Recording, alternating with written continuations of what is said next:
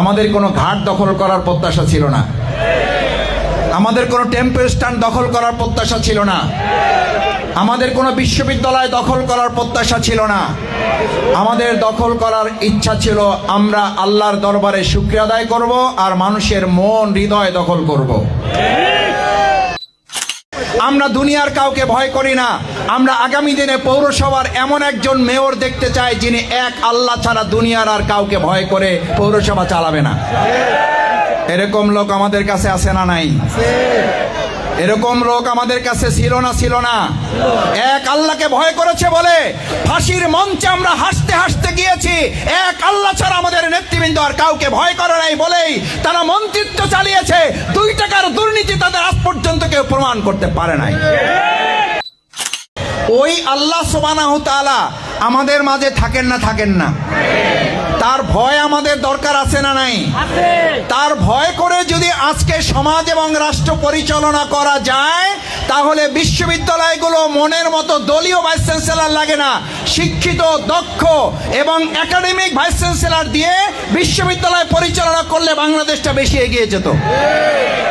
আমরা একদিকে বলবো আইনের শাসন, একদিকে বলবো সবাই মিলে বাংলাদেশ, একদিকে বলবো সবার আগে বাংলাদেশ, আর একদিকে আবার আমরা দেখব সব জায়গায় দলীয় প্রশাসনিক লোক বসিয়ে প্রশাসনকে আমরা আবার আগের সেই সরকারের মতো করে আমরা দেশ পরিচালনা করতে চাই।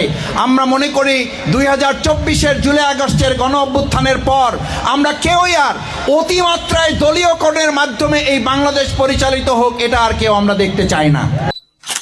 আমরা আমাদের মাননীয় স্পিকার মহোদয়ের একটা কথা শুনেছি।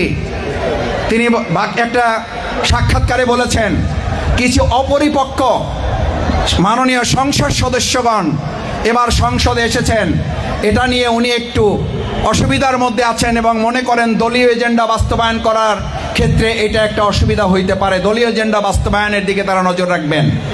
আমরা যদি বিনয়ের সাথে একটা কথা বলতে চাই, মাননীয় স্পিকার আপনি অনেকবার সংসদ সদস্য হয়েছেন, আপনি কততম স্পিকার হিসাবে এবার এখানে বসেছেন?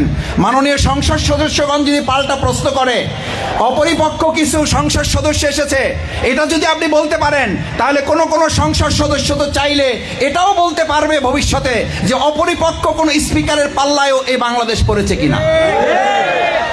কারণ নতুন সংসদ সদস্য স্পিকারও তো আমাদের কাছে মনে হয়েছে আপনি দ্বিতীয়বার হন নাই, আপনিও নতুন হয়েছেন। হাঁটুর বয়সী ছেলেরা কি করতে পারে?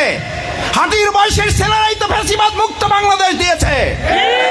আজকে একই সুরে যদি আবার এই কথা বলা হয় অপরিপক্ক জাতীয় মাননীয় সংসদ সদস্য, এইটা সংসদ সদস্য না, এইটা দেশবাসী ভোটারদেরকে লাঞ্ছিত এবং তাদেরকে অপমানিত করা হয়। আসসালামু আলাইকুম ওয়া রাহমাতুল্লাহ। সুপ্রিয় দর্শক, ডক্টর শফিকুল ইসলাম মাসুদ ভাইয়ের এলাকায় একটা ইফতার মাহফিলে মাসুদ ভাই অসাধারণ একটা বক্তব্য দিয়েছেন, যা ভিডিওর শুরুতে আপনারা শুনলেন যে বিএনপির বিরুদ্ধে টেম্পু স্ট্যান্ড এসে আমরা দখল করি না, তারপরে স্পিকার যিনি বর্তমানে যিনি স্পিকার হয়েছেন তাকেও ছাড় দিয়ে কথা বলেননি, আপনারা ভিডিওর শুরুতে শুনলেন। তো এর সাথে ডক্টর শফিকুল ইসলাম মাসুদ ভাই আরও অনেকগুলো গুরুত্বপূর্ণ কথা বলেছেন। ভিডিওটা খুবই গুরুত্বপূর্ণ, পুরো ভিডিওটা দেখবেন, ভালো লাগবে। তো চলুন আমরা ভিডিওটা দেখে আসি। আসসালামু আলাইকুম ওয়া রাহমাতুল্লাহি ওয়া বারাকাতুহু। সবাইকে আমরা সালাম শুনতে পেয়েছি আলহামদুলিল্লাহ। যে আরেকবার সালাম দিতে চাই সবাইকে, আসসালামু আলাইকুম ওয়া রাহমাতুল্লাহি ওয়া বারাকাতুহু। মাশাআল্লাহ। রোজার মাধ্যমে ইমানদারদের শরীর দুর্বল হয়, কিন্তু ঈমান কি হয়? কথা বলতে হবে। শরীর দুর্বল হয়, ঈমান কি হয়? তাহলে আমরা একবার সবাই বহুদিন পর এরকম উন্মুক্ত মাঠে আল্লাহর একটা বিধান পালন করে আমরা দোয়া করার জন্য কোনো ভয় শঙ্কা ছাড়া এখানে মিলিত হতে পেরেছি। আসমান জমিন কাঁপিয়ে একবার আলহামদুলিল্লাহ বলা যায়? আলহামদুলিল্লাহ, আলহামদুলিল্লাহ। এরকম কতদিন আমাদের শখ ছিল, কত মনে আনন্দ ছিল যে আমরা এরকম আসমানের নিচে এক আল্লাহ ছাড়া কাউকে ভয় না করে আমরা আল্লাহর শুকরিয়া একবার আদায় করতে চাই। আল্লাহ তাআলা দয়া করে এরকম একটা পরিবেশ দিয়েছেন। এজন্য আরেকবার ইফতারে এরকম পূর্ব মুহূর্তে অন্তরের অন্তঃস্থল থেকে হৃদয়ের সবটুকু আবেগ ভালোবাসা উজাড় করে সিজদা অবনত চিত্তে মস্তক অবনত করে আল্লাহর দরবারে শুকরিয়া আদায় করতে চাই। আলহামদুলিল্লাহ। আমার সম্মানিত রোজাদার ভাই এবং বন্ধুগণ, আমাদের এরকম একটা আলহামদুলিল্লাহ বলারই প্রত্যাশা ছিল। আমাদের কোনো ঘাট দখল করার প্রত্যাশা ছিল না, আমাদের কোনো টেম্পল স্ট্যান্ড দখল করার প্রত্যাশা ছিল না, আমাদের কোনো বিশ্ববিদ্যালয় দখল করার প্রত্যাশা ছিল না। আমাদের দখল করার ইচ্ছা ছিল আমরা আল্লাহর দরবারে শুকরিয়া আদায় করব আর মানুষের মন হৃদয় দখল করব। সম্মানিত ভাইয়েরা, আপনাদের প্রিয় নেতা, প্রিয় ভাই, এই পটুয়াখালীর অঞ্চলের তরুণ নেতৃত্ব, আমার মন বলে আপনাদের উপস্থিতি দেখে আমার কাছে মনে হয়েছে আব্দুল্লাহ নাহিয়ান আপনাদের এলাকার মাটি দখল করতে পারে নাই, আপনাদের হৃদয়ে দখল করতে পারছে। আমার মনে আছে আলহামদুলিল্লাহ আমরা সাহস করে ডক্টর মিজানুর রহমান আজহারি, বিশিষ্ট ইসলামিক আলোচক, আমাদের এই দক্ষিণ অঞ্চলে নিয়ে আসার অনেক প্রত্যাশা ছিল, অনেকে চেষ্টা করেছেন। আমরা সকলের চেষ্টার প্রতি কৃতজ্ঞতা জানাই। সকলে সহযোগিতা করেছেন, দোয়া করেছেন আমাদের জন্য, ভালোবাসা দিয়েছেন, অন্তরে অন্তঃস্থল থেকে আন্তরিকতা প্রদর্শন করেছেন। এই সমস্ত আয়োজনের নেপথ্যে আপনাদের এই প্রিয় ওয়েলফেয়ার ফাউন্ডেশন তখন যে ঐতিহাসিক ভূমিকা পালন করেছে, এবং আপনাদের মনে আছে ডক্টর মাওলানা মিজানুর রহমান আজহারি যত দোয়া করেছেন তার মধ্যে এই ফাউন্ডেশনের জন্য, পটুয়াখালীবাসীর জন্য, এখানকার ওলামায়ে কেরামের জন্য, পাশাপাশি আপনাদের এই প্রিয় নেতৃত্ব আব্দুল্লাহ নাহিয়ানের জন্য নাম ধরে তিনি দোয়া করেছেন। আমরা আল্লাহর কাছে শুকরিয়া আদায় করি আমাদের সেই ঐতিহাসিক তাফসিরুল কোরআন মাহফিল শুধুমাত্র পটুয়াখালী সদর আসন নয়, আমাদের পুরো দক্ষিণ অঞ্চলকে আলোকিত করার জন্য একটা বড় ঐতিহাসিক ভূমিকা পালন করেছে। আমাদের আজকের এই উপস্থিত রোজাদার ভাই এবং বন্ধুগণ, আমি আপনাদের কাছে তিনটি ছোট কথা বলতে চাই। প্রথম কথা হচ্ছে, রমজান সিয়াম আমাদের কাছে আসে এজন্য যে আমরা যেন রোজার মধ্য দিয়ে আমরা যেন গুনাহ থেকে বাঁচার যেমন পাহারাদারিত্ব নেই। আমাদের এখানে এখন পুলিশ নাই, ডিজিএফআই নাই, এনএসআই নাই, ডিএসবি নাই, বা থাকলেও আমরা দেখতে পাচ্ছি না, বা তারাও আমাদেরকে পাহারাদারি করছেন না। এখন যদি কেউ এসে আপনার বুকে অস্ত্র ধরে, গুলি ধরে, বন্দুক ধরে, স্ট্যান্ড গান ধরে, রাইফেল ধরে, পিস্তল ধরে, যে 15 মিনিট বাকি আছে, 10 মিনিট বাকি আছে, এই 10 মিনিট বাকি থাকতে হয় গুলি খাবেন, না হলে ইফতার খাবেন।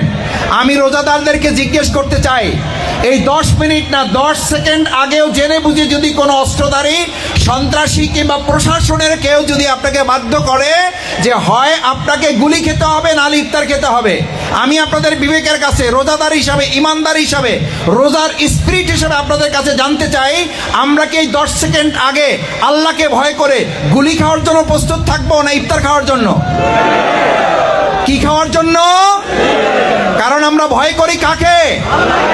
আচ্ছা, এবার জিজ্ঞেস করতে চাই, রোজা ভাঙার পরে, রমজান শেষ হয়ে যাওয়ার পরে ওই আল্লাহ সুবহানাহু তাআলা আমাদের মাঝে থাকেন না? থাকেন না?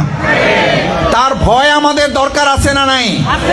তার ভয় করে যদি আজকে সমাজ এবং রাষ্ট্র পরিচালনা করা যায়, তাহলে বিশ্ববিদ্যালয়গুলো মনের মতো দলীয় ভাইস চ্যান্সেলর লাগে না, শিক্ষিত, দক্ষ এবং একাডেমিক ভাইস চ্যান্সেলর দিয়ে বিশ্ববিদ্যালয় পরিচালনা করলে বাংলাদেশটা বেশি এগিয়ে যেত। আমরা একদিকে বলবো আইনের শাসন, একদিকে বলবো সবাই মিলে বাংলাদেশ, একদিকে বলবো সবার আগে বাংলাদেশ, আর একদিকে আবার আমরা দেখব সব জায়গায় দলীয় প্রশাসনিক লোক বসিয়ে প্রশাসনকে আমরা আবার আগের সেই সরকারের মতো করে আমরা দেশ পরিচালনা করতে চাই।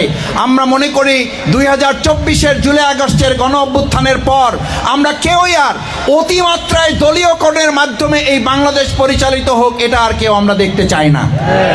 আমার ভাইয়েরা, আমার একটা দল থাকতে পারে, আপনি এখানে যারা এসেছেন আমি মনে করি না আপনারা এখানে কোনো দলের মানুষ এসেছেন, আপনারা এসেছেন এখানে পটুয়াখালী পৌরসভার মানুষ, আপনারা এসেছেন পটুয়াখালী সদরের মানুষ।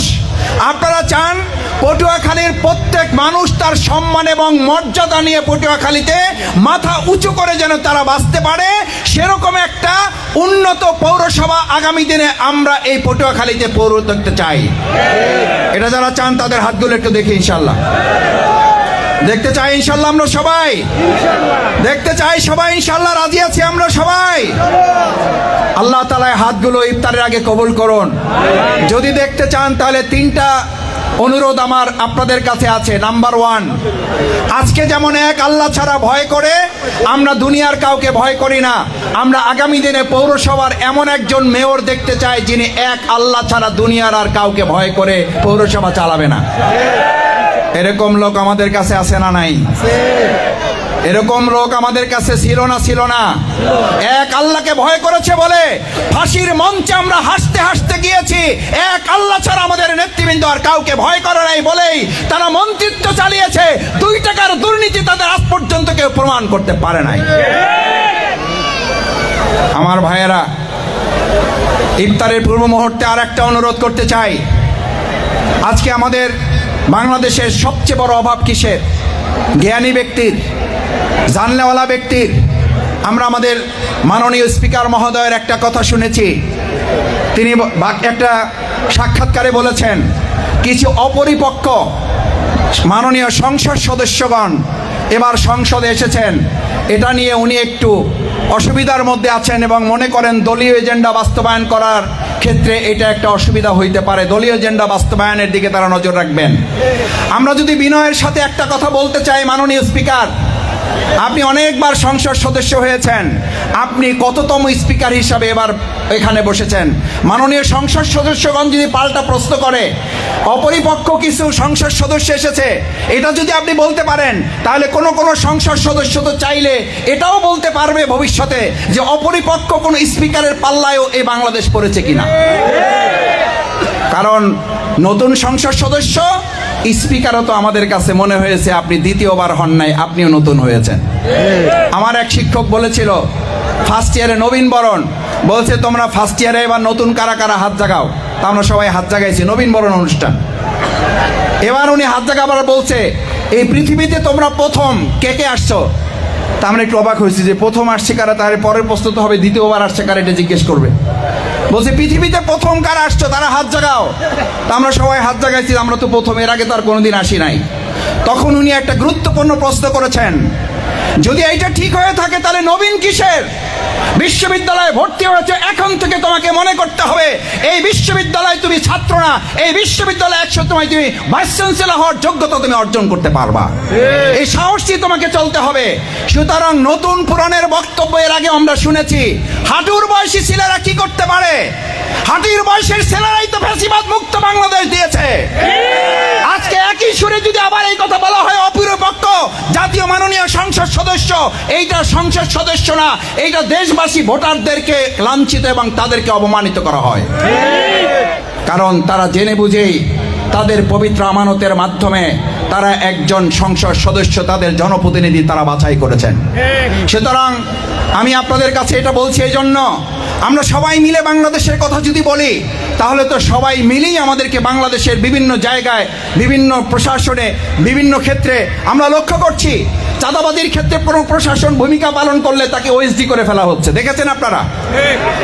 সন্ত্রাসের ক্ষেত্রে কোনো প্রশাসন ভূমিকা পালন করলে তাকে সাথে সাথে ট্রান্সফার দেওয়া হচ্ছে। কেন? তাহলে আমরা কি বুঝবো যে এই প্রশাসন, এই সরকারও বা আমরাও আসলে চাঁদাবাজি বন্ধ করতে চাই না। তাহলে কি জনগণ মনে করবে দুর্নীতি বন্ধে কোনো প্রশাসন ভূমিকা পালন করলে তাকে ট্রান্সফার দেওয়া হবে? তাহলে কি আমরা বুঝবো কোন বিশ্ববিদ্যালয়ের ভাইস চ্যান্সেলর সকল ছাত্র ছাত্রীদের স্বার্থ রক্ষায় ভূমিকা পালন করবেন? এটা করার কারণেই তাকে ওখান থেকে বদলি করে দিয়ে আরেকজন দলীয় ভাইস চ্যান্সেলর নিয়োগ করতে হবে। এটা কি আমাদের বাংলাদেশের জন্য এই চেহারা, এই ইতিহাস, এই ঐতিহ্যকে আমরা পরিবর্তন করতে পারবো না? এই জায়গা থেকে কি আমরা নিজেদেরকে বের করে নিয়ে আসতে পারবো না? এটার জন্যই তো বৈষম্যের বিরুদ্ধে তো আন্দোলন হলো 2024-এর জুলাই আগস্টে। আমি আজকে আপনাদের বিবেকের কাছে প্রশ্নগুলো রাখলাম। আমি সমালোচনার জন্য কিংবা সরকারের বর্তমান পদক্ষেপকে সামনে রেখে বলছি না। আমি বলছি 2024-এর জুলাই আগস্টের গণ অভ্যুত্থানে আমাদের ছাত্র জনতার যে সবচেয়ে বড় দাবি ছিল কোটা না মেধা। কি ছিল? মেধা যদি হয় তাহলে মেধার ক্ষেত্রে আমাদের বাংলাদেশের বর্তমান সরকার এবং আমরা সবাই মিলেই এই ক্ষেত্রে ভূমিকা পালন করলেই কেবল বাংলাদেশটা সামনের দিকে এগিয়ে নিয়ে যাবে। আমি আপনাদের কাছে আশা করি, আসুন আমরা সবাই মিলে এরকম একটা সুন্দর বাংলাদেশ বিনির্মাণে আগামী দিনে পটুয়াখালী পৌরসভা সৎ, দক্ষ, যোগ্য নেতৃত্বের মাধ্যমে আমরা যদি আমাদের এই পটুয়াখালী পৌরসভাকে এগিয়ে নিয়ে যাওয়ার জন্য যদি আগামী দিনে আহ্বান জানাই, আপনাদের কাছ থেকে যদি আহ্বান জানাই, আপনাদের কাছে যদি এরকম কোনো দাওয়াত পৌঁছানো হয়, তাহলে আজকে রোজাদার ভাইদের কাছে একটু আবদার করতে চাই। একটা আবদার নিয়ে এসেছি, একটা আবদার নিয়ে এসেছি। যদি সৎ দক্ষ যোগ্য নেতৃত্ব নিয়ে যদি আপনাদের কাছে আমরা বলি, একটা সুন্দর আকর্ষণীয় আধুনিক মডেল পৌরসভা বাউফলে গঠন করার জন্য আমরা সৎ দক্ষ নেতৃত্ব আপনাদের সামনে নিয়ে এসেছি, আপনারা কি সেটার জন্য কাজ করতে রাজি আছেন? পটুয়াখালী পৌরসভার জন্য কি রাজি আছেন আপনারা? এই হাতকে আমরা শক্তিশালী করার জন্য আজ রোজাদারের এই হাতগুলো আগামী দিনে দুর্নীতি, অসততা, অন্যায়, মাদক, চাঁদা এবং অবৈধ আধিপত্যবাদকে আমরা রুখে দেওয়ার জন্য ভূমিকা পালন করব ইনশাআল্লাহ। আসুন, রমজান শেষ হয়ে যাচ্ছে, আল্লাহর কাছে আমরা ক্ষমা চাই। আল্লাহ যেন আমাদের গুনাহগুলো মাফ করেন, আল্লাহ যেন আমাদের রোজাগুলো কবুল করেন, সাহারি ইফতারগুলো কবুল করেন, কিয়ামুল লাইল তাহাজ্জুদগুলো কবুল করেন, তেলাওয়াতগুলো কবুল করেন। আমাদের মৃত পরিবারের সদস্যবৃন্দ, বাবা মা, ভাই বোন, আত্মীয় স্বজন যারা ইন্তেকাল করেছেন, আল্লাহ যেন মেহেরবানি করে তাদেরকে নাজাত দান করেন, জান্নাতবাসী করেন। জাহান্নাম থেকে যে রমজানে আল্লাহ তাআলা তাদেরকে হেফাজত করেছিলেন, আল্লাহ তাআলা কিয়ামত পর্যন্ত যেন কবরবাসীকে মাফ করে দিয়ে তাদেরকে জান্নাতের অধিবাসী হিসাবে কবুল করেন। সকলে বলুন আমিন। আসসালামু আলাইকুম ওয়া রাহমাতুল্লাহি ওয়া বারাকাতুহু। সুপ্রিয় দর্শক, আপনারা মাসুদ ভাইয়ের বক্তব্যটা শুনলেন। তো মাসুদ ভাইয়ের কথাগুলো আপনাদের কাছে কেমন লেগেছে তা অবশ্যই কমেন্ট করে জানিয়ে দেবেন। ভিডিওটা ভালো লাগলে শেয়ার করবেন। সকলকে ধন্যবাদ। আসসালামু আলাইকুম ওয়া রাহমাতুল্লাহ।